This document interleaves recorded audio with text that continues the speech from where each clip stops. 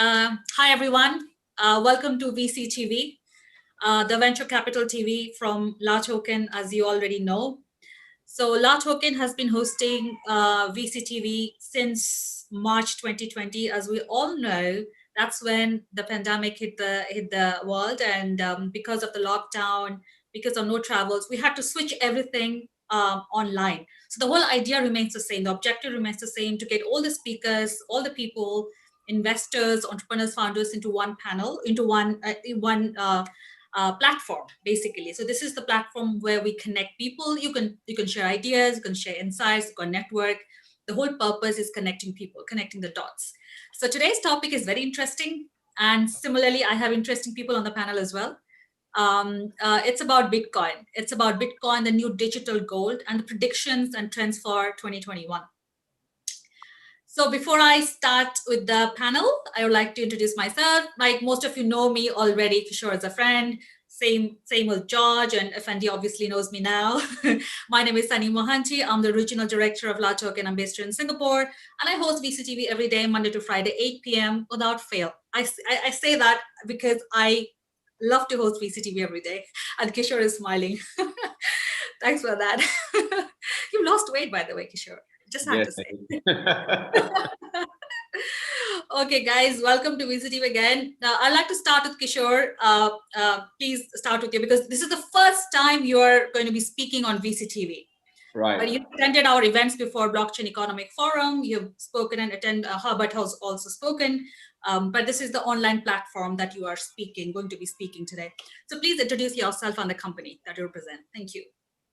Sure. First of all, thanks, Sonny, for this opportunity. I'm very glad to be speaking on this topic. It's just the right timing. My background is I was working in Silicon Valley, and then I moved on to Singapore, started to run my own hedge fund, was into alternative investments for a couple of years, jumped into Bitcoin, basically got bitten by the bug.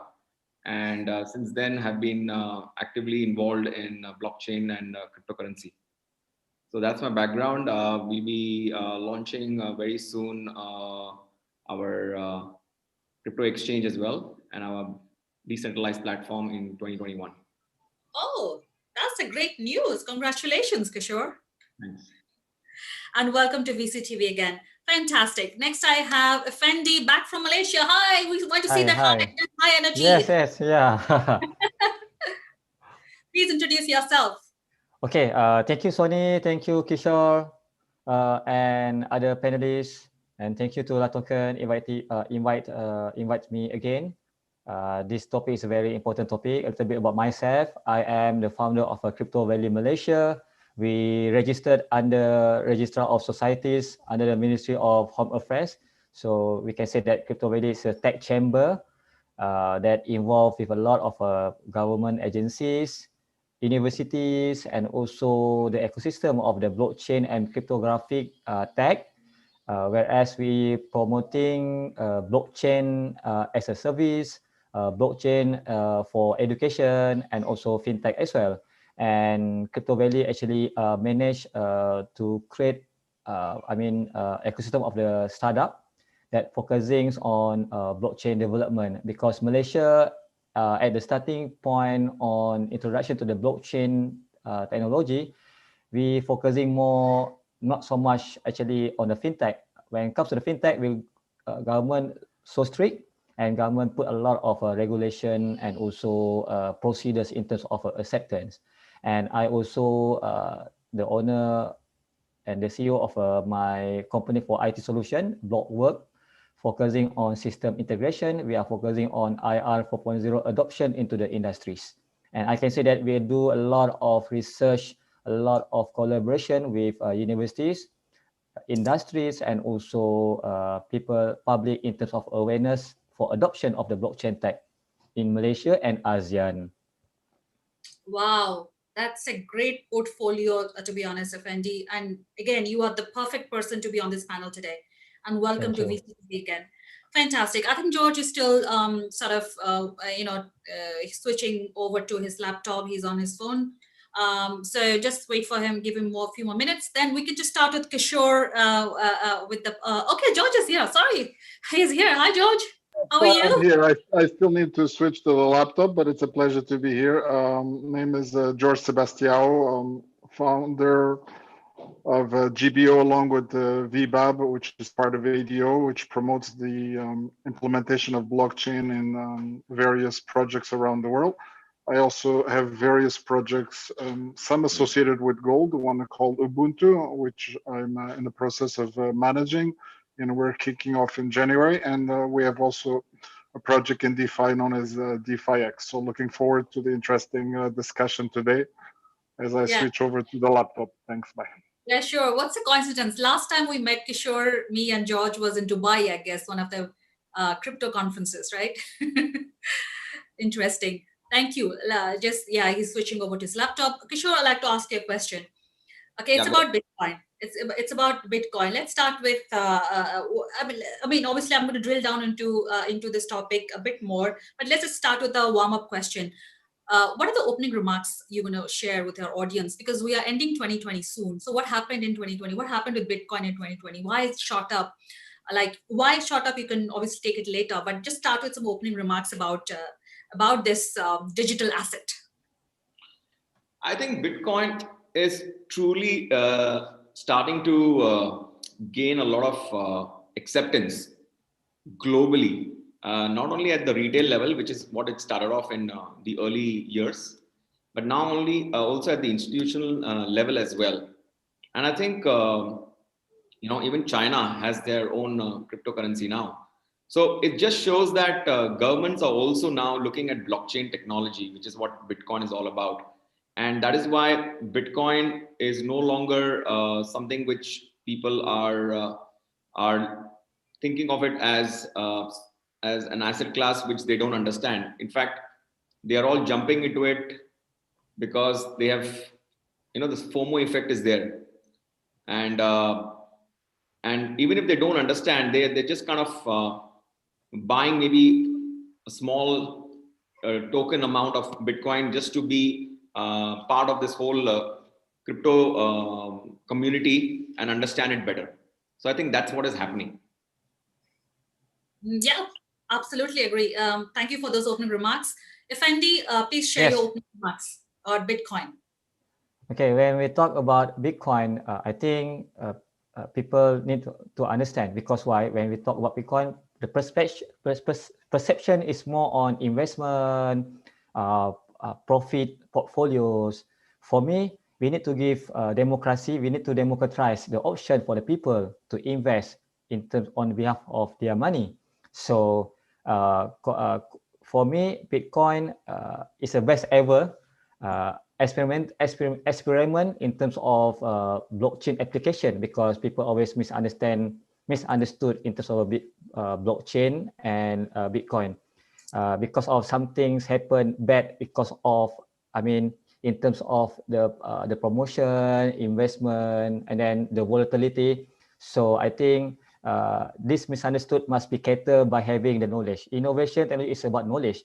In terms of investment also, we need to have a knowledge. What knowledge mean? It's about it's about the awareness. It's about the responsibility that you take for your own money when you want to invest. So for me, Bitcoin have a very good, powerful history. I always put three phases of a Bitcoin history. When started on 2009, the actual price on 2010, where the Bitcoin have the growth is very fast. On 2014, the issues of the Mt. Gox affected to the Bitcoin market, where the issues of the wallet, right? Basically, Bitcoin never been hacked.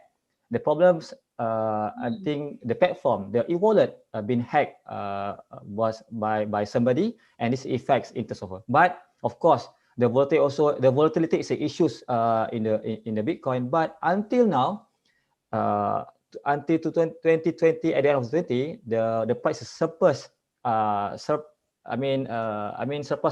20k USD, right? So this is a very good value if people early adopter involved. But sometimes people, because of the issues of, I mean, they just following people. So they thought that because the price is very high, and then they want to buy, and then when something happened on the volatility, they lost a lot. So we have comes with a good formula for any future or potential investors or people who want to involve. First, knowledge. Second, don't put in bulk on your money. You need to have something like, I mean, minimal, consistent. By that, if you lost your money, you don't have a loss everything. So I want to start with that first. And of course, I'm very positive. Again, Sony, my forecast for next year is going to be around 40 to 50,000 K. When we study the trending, we study the movement of the Bitcoin in the market.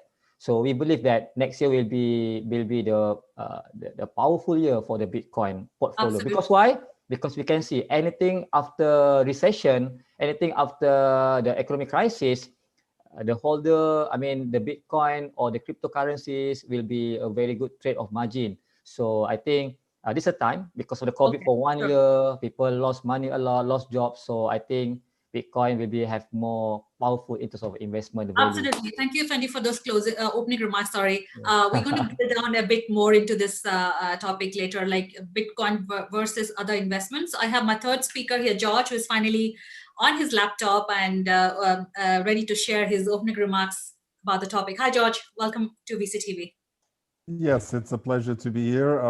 It's just switching from 4G to Wi-Fi. It's always a pleasure to be here in terms of networking and sharing ideas. First, a little bit about Bitcoin. As you know, Bitcoin, you can call it blockchain 1.0, and therefore it's a cornerstone in moving forward.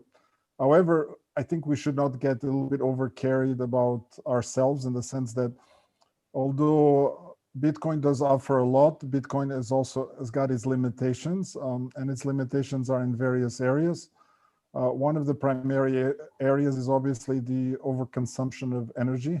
We should not forget about our poor green planet. The second thing is that the blockchain also has limitations in the number of transactions that it can be performed per second, which means it was quite good as a store of value, but is very limited as a payment system. Its volatility also has some issues, making it a usable payment system. And thirdly, I mean, I do believe that there's other technologies coming around the corner, like quantum computing and so on, which means that even the technology that is behind the blockchain will have to be upgraded. Maybe it's 1 month, maybe it's 1 year, maybe it's 2 years away. But I think we should not be complacent that once we invented a technology, that all of a sudden this technology is going to be with us for the rest of our lives. So I think this is the things that we have to weigh against. The other thing, I think Bitcoin as a store of value has to also be weighed against other stores of value like gold. And I do believe that I think the future is probably a hybrid world in which both probably gold and Bitcoin and maybe other assets will kind of cooperate with each other to create, a successful store of value. Yeah, I mean, very good insights, like talking about Bitcoin, blockchain, quantum computing. As you rightly said, we shouldn't get complacent when it comes to technology. Like technology keeps on upgrading itself. Next question I'd like to ask Kishor about the different types of investments versus Bitcoin returns. So please share some insights about the Bitcoin, somebody investing in a Bitcoin versus investing in mutual funds, bond, and gold. I mean, because obviously something that people are constantly asking me, they ask me, what do you think we shouldn't do? Can we invest in Bitcoin right now? It's shorting up, and we think, as if Andy said, it's going to go up to 50, 60K next year. So is this the right investment for us? So what's your thoughts about that, Kishor? Can I share my slide on this? Is it possible? Yes, please, go ahead. Let me just make you the host, I guess. I mean, can you share yourself? Okay, I can. I'll just share my slide. Okay, cool. Can you see my slide? Actually, it says Bitcoin puts power back in the hands of the people. Yes, we can. Yes. So I'll be focusing mostly on the price aspect of it, because that's what this program is all about, right? Yes, absolutely. So let me just do a quick past price analysis, then we look at future prediction. So this is where we are as of today. Bitcoin is around 23,000, almost 24,000. That's where Bitcoin is. Now, if you compare Bitcoin with other asset classes, for example, I've compared it with venture capital. I've compared it with S&P 500 index, the world equities, private equity, and Bitcoin. In the last 5 years, look at this. Private equity, venture capital has all given between 16, 17, and US market is given 13% return, whereas Bitcoin has given 429% return in the last 5 years. Okay, and if you look at innovative ETF, that's about 17%. So if you compare any asset class, there is no comparison. Okay, this data is provided by ARK Invest. That's the source. Now, if you had invested $10,000 way back in 2015, which is 5 years back, and I did a calculation of $10,000 in 5 years, you would have 750,000 over dollars. That's the kind of capital gain you would have got, which is analyzed 200% return, total of 7,000% return. Now, you may say, oh, you know what? I don't have $10,000, Kishore. How can a retail investor, a common man, invest in Bitcoin? So if you invested only $10 every day in Bitcoin for the last 5 years, this would have amounted to $138,000. And if you compare that with equity, S&P 500, that would have given only $25,000, which is a 42% return compared to 657% return with BTC. If you compare that to bonds, that's 3.49% return. And if you compare to gold, that's 37% return. Okay, so I'm just doing some comparison over here. Now, if you compare it to some of the top stocks out there, okay, now, if you invested $100 in Bitcoin 10 years ago, all right, that $100 would be today 9.2 million. Only $100. Exactly 10 years. In 2010, if you invested $100. Now, if you invested that $100 in Amazon, it would be 3.3K. In Apple, it would be 2.4K. In Visa, 1.7K. Microsoft, 1K. So you can just imagine the difference of your returns compared to all these other stocks that you see over here. Okay. Now, in terms of future price prediction, I would compare Bitcoin with gold. Okay. Now, of course, there are different perspectives of world of currencies. You know, you have stock market, you can compare it to stock market, you can compare it to physical money, but let's compare it to gold. Now, gold has a market capitalization of about 10 trillion as on today, because gold really shot up, right? Yeah. And a lot of people are comparing Bitcoin to gold, and they are saying that if Bitcoin is even 10% of gold, so if gold is 10 trillion and Bitcoin is, let's say, 1 trillion, which is 10%, mm-hmm. If the market cap of Bitcoin becomes 1 trillion, what is going to be the price of Bitcoin in 2021? So if you look at the current market cap of Bitcoin and the future market cap, which we are expecting it to be 1 trillion, yeah, this is just 10% of gold, then the price of Bitcoin is expected to be around $54,000 per coin. Okay, it can be more, it can be less, but I'm just basing it on what everyone is talking about. Yeah. Okay. Yeah. Now, there are, of course, a lot of more statistics to say why Bitcoin will go up, because Bitcoin market has opened up to 1.6 billion Muslims as cryptocurrency is declared as halal under Islamic law. Okay. Okay. If you look at the adoption of Bitcoin or the awareness of Bitcoin, it has rose from 77% in 2017 October to 89% in April 2019. Okay. Right. This is the awareness level which has gone up. Wow. If you look at the Bitcoin halving, right? We all know that Bitcoin halving makes the price go up, or at least it has gone up in the past, right? So the first halving went from $12 to $127. This is before and after the halving. The second was in 2016, where it went from 650 to an all-time high of 20,000 in 2017, as we know. And in 2020, it dropped to a low of 3,000. And right now it's at a high of 24. So the next halving is in 2024. So you can just imagine, every time there's a halving, price of Bitcoin usually tends to go up.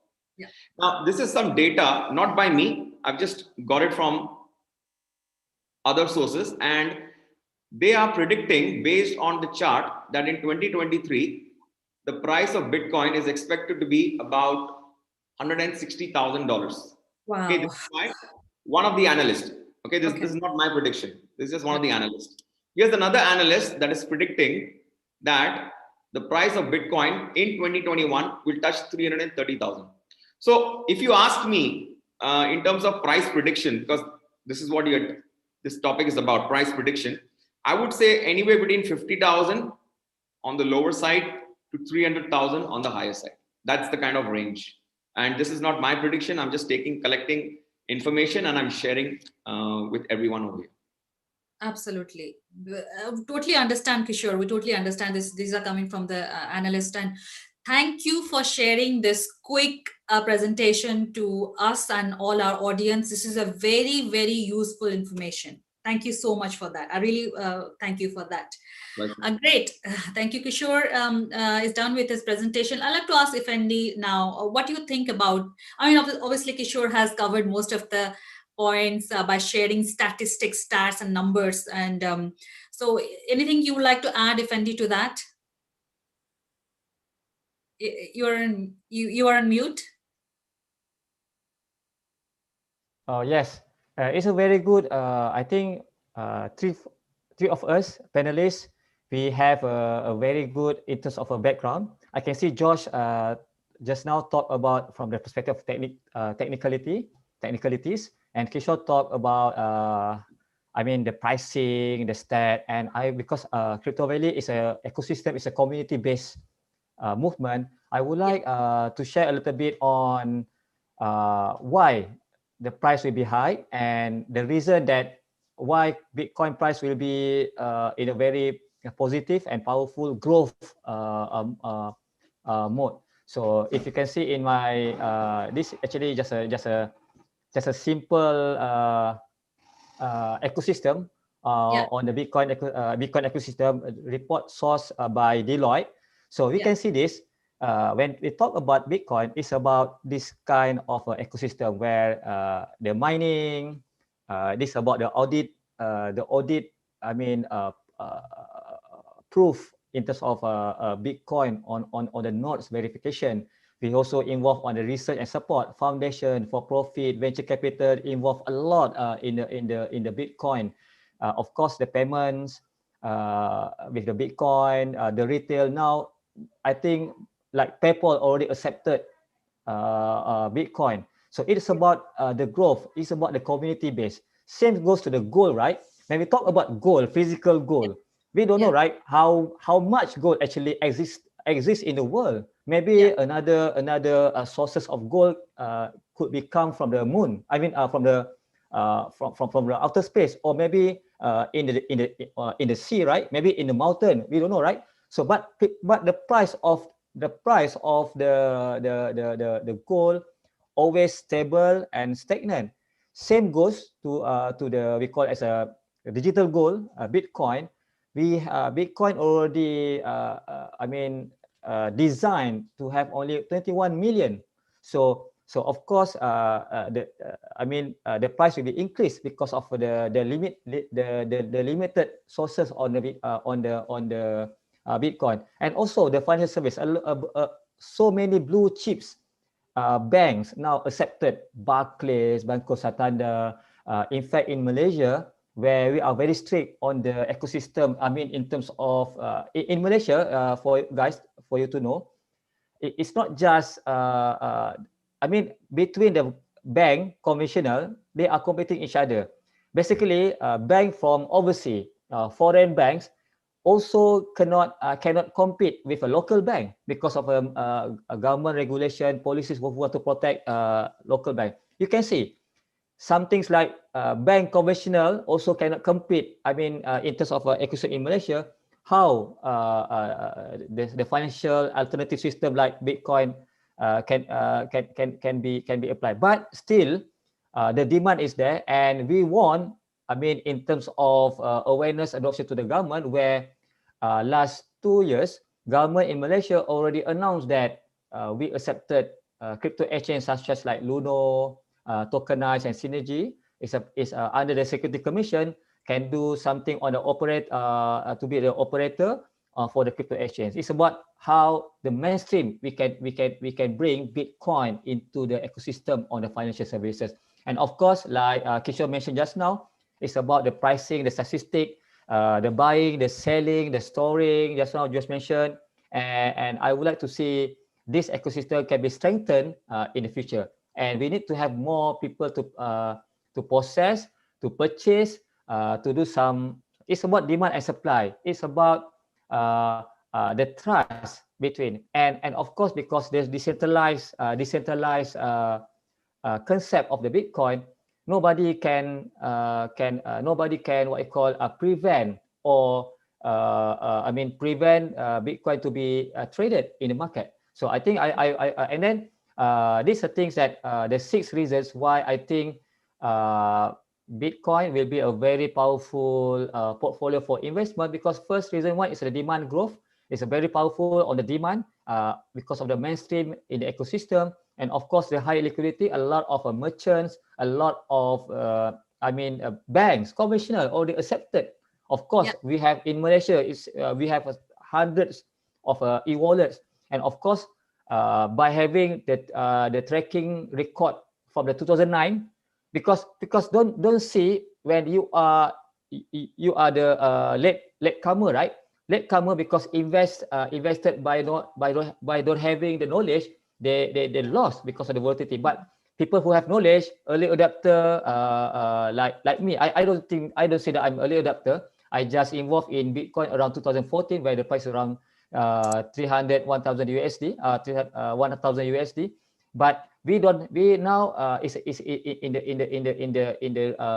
situation that we invest on the profit, not on the cost, right? And of course, the future of cryptocurrencies, a lot of project, a lot of solution that by using the cryptocurrencies, and of course the best thing is about no barriers. It's about how P2P. It's about how from peer-to-peer solution on the Bitcoin. These are 6 reasons why Bitcoin will be a very powerful investment. Yeah. Absolutely. Very good 6 points that you've highlighted, Fendi. Thank you so much for sharing your presentation as well. I mean, I'm really loving this panel today. I mean, people are coming with the numbers and the facts and the statistics. Amazing. Yeah. Thank you so much, Fendi. George, over to you. I mean, would you like to share something different? I mean, people have, Kishor was much more into numbers. Fendi was ecosystem. Is there something that you would like to add on to what they shared? Well, I want to play both sides of the equation, and I think this is very important. I think we sometimes tend to get a little bit ahead of ourselves, in the sense that the first comment that I would like to make is past performance is not necessarily indicative of future performance, as we have seen in all financial cases. Now, does that mean I am physically bullish about Bitcoin? Yes, I am, because I do believe that there is an opportunity for Bitcoin to still go up. But there's also an opportunity for Bitcoin to actually go down both ways. And I'll give you arguments for both sides. On the arguments for it to go up, if we look at past historical performance, the halvings, the fact that there's increased adoption, and one example was simply just PayPal adding it capability of buying Bitcoin automatically introduced increases in the price by the massive adoption. However, apart from all the bonuses and the fact that, yes, Bitcoin will probably hit 50 or 100, not necessarily over 1 or 2 years, maybe over 3, 4, or 5 years. But I do want people to be reasonable and balanced in their approach. What does that really mean? That means if you have a balanced portfolio, should Bitcoin be 100% of that portfolio? Probably not a very smart thing to do. I do believe that Bitcoin or gold, each one should deserve a 5 or 10% as a maximum to allow an overall balanced portfolio. Now, on the downside of Bitcoin, of things that could happen, I mentioned already about mining. I mentioned about mining, meaning consuming too much energy. I mentioned about quantum computing, but there's other things I did not mention about that you should be aware. Bitcoin is about code, and in code, there is always bugs. There's bugs that we have found, and there was early bugs that we were able to correct very rapidly and eliminated the creation of new Bitcoins.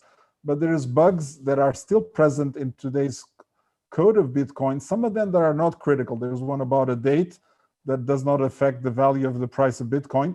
but there might be others, ones that we have not found, but we'll find in the future. And one example is like we had one called Art Bleed.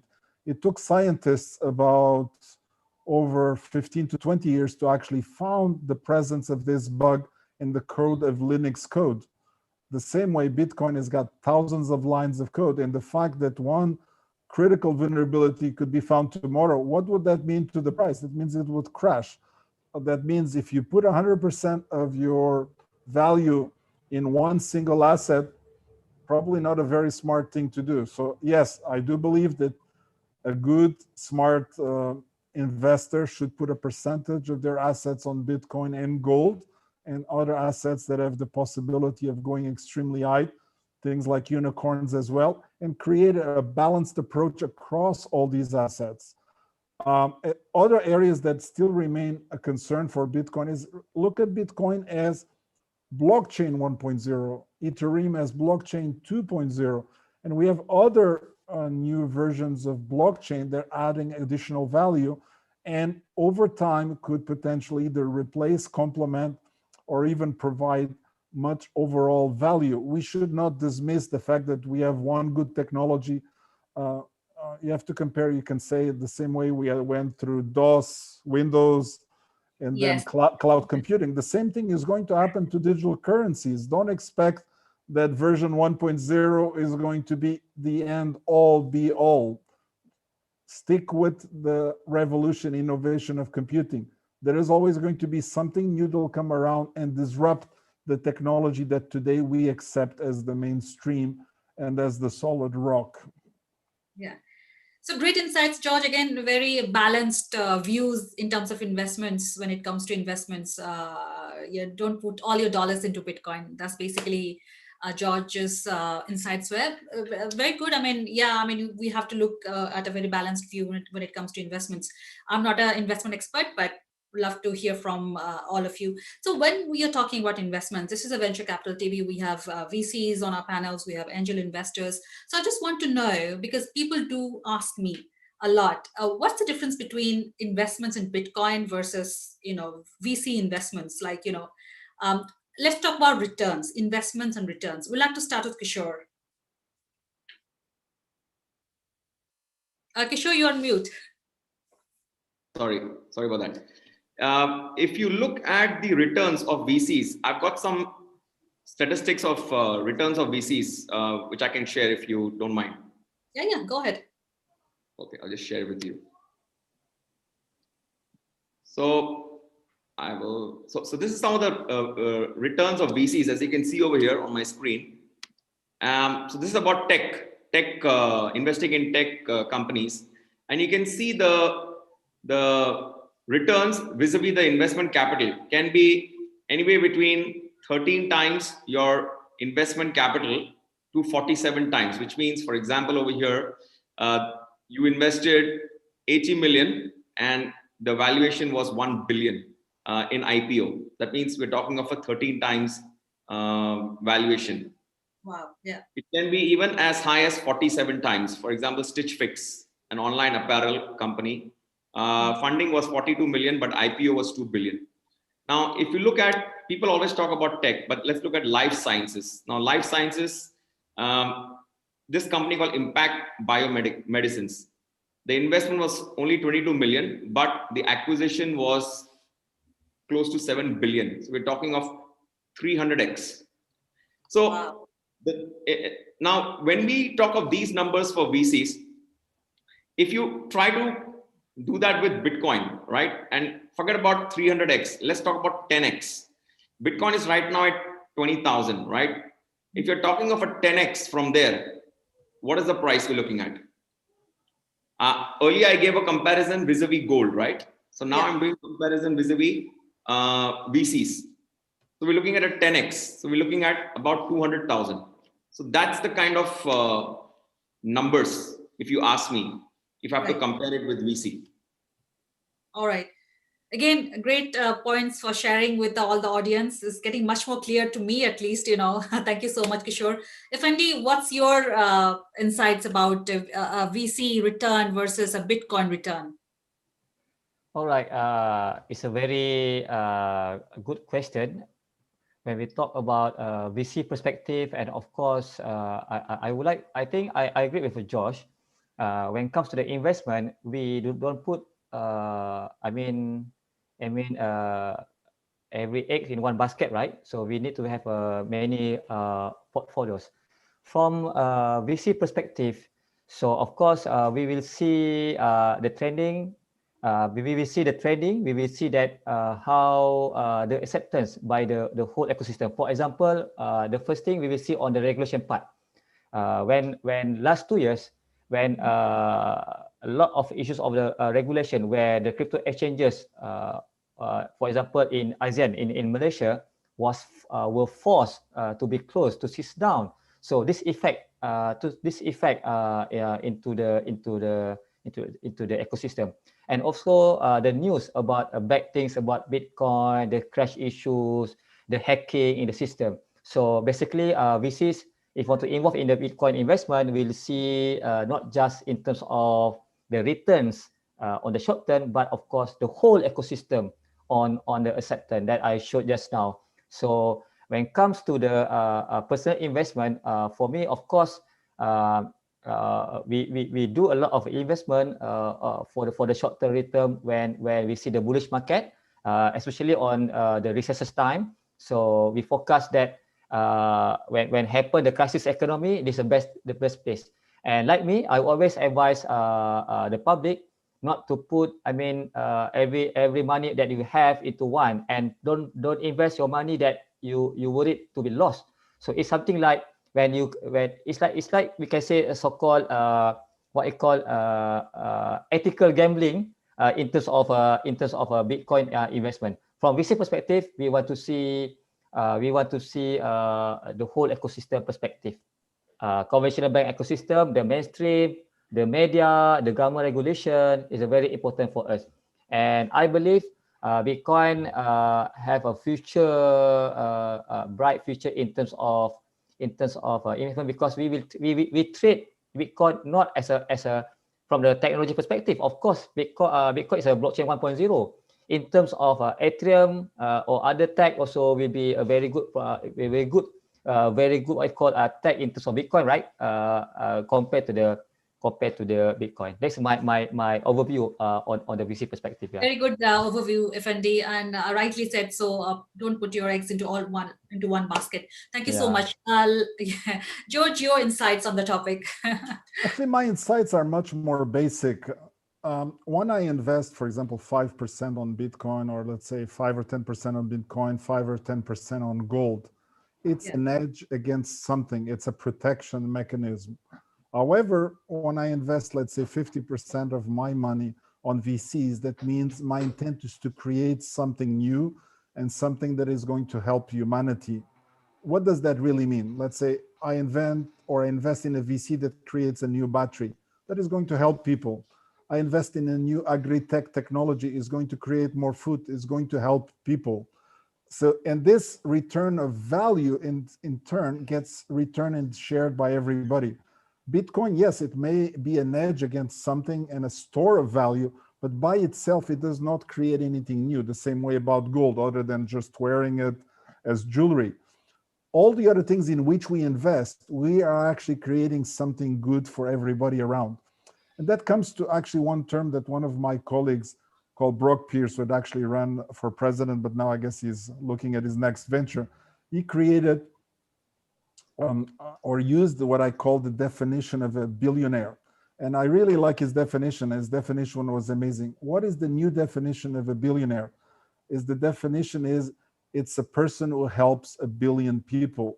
So that really means when we invest in VC, we are trying to create a new technology that helps feed, that helps them get a better life of 1 billion people. And then we get the returns associated with it, not just by storing it somewhere and hoping that actually by itself creates value. That is the power of venture capital, is to allow people that have great ideas and allow these ideas to flourish and actually help us as humans overall. Well, I would say, again, very good insights. Well, with VC investments, again, I hold these panels every day with different topics, and I'd agree to George, whatever he said regarding creating an impact to the society as well. And thank you so much. And it's just such an interesting panel, such an interesting topic. I wish I could have more time. Just we don't have the time. Kishore, I would like to ask you next. You're on mute. What are the closing remarks you would like to share today about the topic, in generally about investments? And since this is your first session on VCTV, what's your feedback on VCTV thus far? Thank you so much. Over to you. What you're doing is really awesome. I think a lot of people need this.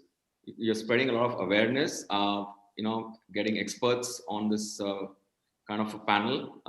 In fact, I learned a lot myself today. So I think you should continue to do this. And my closing remarks, I would say, what is the future trend of Bitcoin? I mean, how can one participate and invest in Bitcoin? So just maybe just 3 more slides I'll just share so that everyone can see and learn from. And so basically the Bitcoin future trend is SIPs. Because of the volatility in the market, like what George mentioned, and I agree with him and also with Effendi that because of the volatility, I think the way to invest for a retail investor is through something called as SIPs, which is systematic investment plan, or also called as dollar cost averaging, which helps you to lower your cost when you basically, when the price goes up, you buy less, and when the price goes down, you end up buying more. So basically your cost actually reduces. So that's one way for a retail investor or somebody who's looking to purchase Bitcoin should be investing in. The next thing, which I think is Bitcoin ETFs and mutual funds, which is going to be like the future. We've been investing in stock mutual funds and debt mutual funds, but a lot of people who are worried about their Bitcoins getting lost. I think ETFs and mutual funds would be something which would be a great instrument for them to invest. That will be the next future trend, what I believe. And of course, Bitcoin futures and options derivatives, because if you want to hedge, then Bitcoin options and futures is a fantastic way to hedge. So basically, these are the future things or future trends which I see in 2021 happening. Great. Thank you, Kishore. Coming from a hedge fund manager, I'm an ex. Thank you so much for sharing those closing remarks with us. Really appreciate. And I would love to have you back on my panel to share more on cryptocurrencies, altcoins. Today it was about Bitcoin. Obviously, we have more on cryptocurrencies to share the knowledge, as you rightly said. Thank you. Effendi, your closing remarks and your best VCTV moments, because this is your second time, and I always very excited. Okay, please. So for the bottom line on the Bitcoin investing, I think Bitcoin evangelists are on board with the cryptocurrencies benefit, but like any investment, there are also risks. So Bitcoin might have a rosy future, but imagine if you had purchased on December 2017 for 19,000 per Bitcoin, your investment will have lost money during the subsequent 3 years. At the recent price of 13,000 per coin, your 3-year investment declined by 28%. So when investing, it's wise to buy low and sell high. But of course, Bitcoin is difficult to value, it's volatile, and lacks the dividend payments of many stocks and bonds. And actually, the supply and demand may be among the major factors in its valuation. So if you think Bitcoin is a good investment for you, consider its risk to reward profile and do your homework before investing. And of course, we in the Crypto Value Malaysia, we do a lot of crypto forensic, crypto analysis in terms of the trending, in terms of how we can mitigate the risk in terms of investing. For example, we always advise the people not just following the trending, because maybe you, for example, 2018, when the price is going to 20,000, people invest a lot, but suddenly because of the volatility, the crash price to the 5,000. So you're lost, right? Like us, we know that when the price is 20,000, it's not a best time to invest. But we have the formula how to do it. You cannot lose everything. You cannot just miss everything, right? At least please play, buy a little bit consistently. So by that you can mitigate the risk. So at the bottom line, it's about how you put wise investment. And like George mentioned just now, don't put everything in one basket.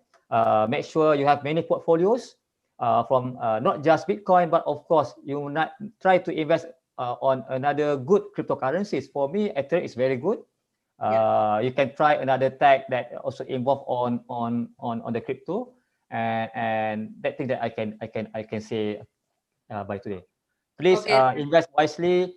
Please don't lose hope. But I believe positively. Next year will be a very good year for Bitcoin. We'll achieve 40,000 to 50,000. This is my forecast, focusing on the Bitcoin. Rightly said, 50,000 USD on the low side. Yeah. Sure, remember that. Please print screen. You can print screen and record. So, Effendi, what's your best moments on VCTV on this platform?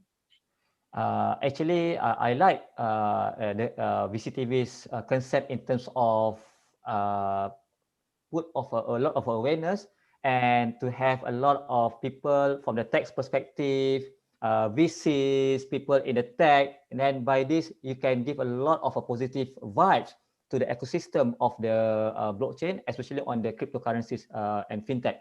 And of course, please, I would like to bring more, awareness on the VCTV into the Malaysian and ASEAN market. Please, I would like to work together with of you. And of course, any startups or startup that involved in the tech, especially in the blockchain space, I would like to see more investment in terms of a tech with the food security and also health. So VCTV, please continue, and I will offer myself to be as if I have an opportunity to talk again, I would like to offer myself to actively involve in the VCTV.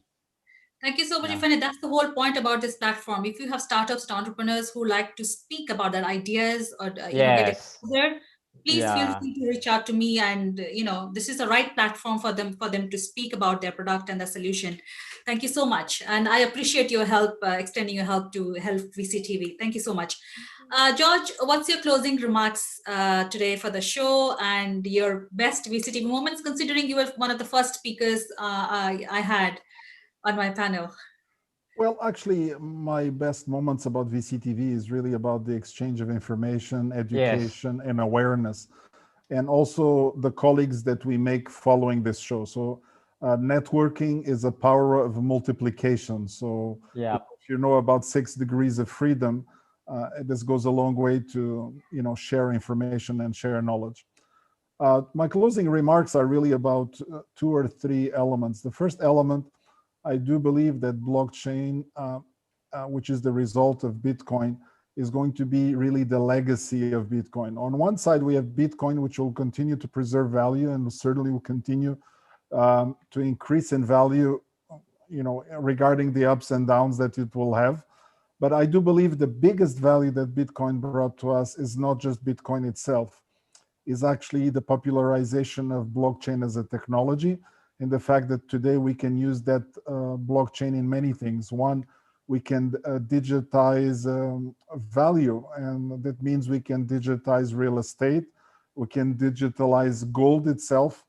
Other things that I do believe it's a bit of the future for Bitcoin is some of the things that are in the process of being doing.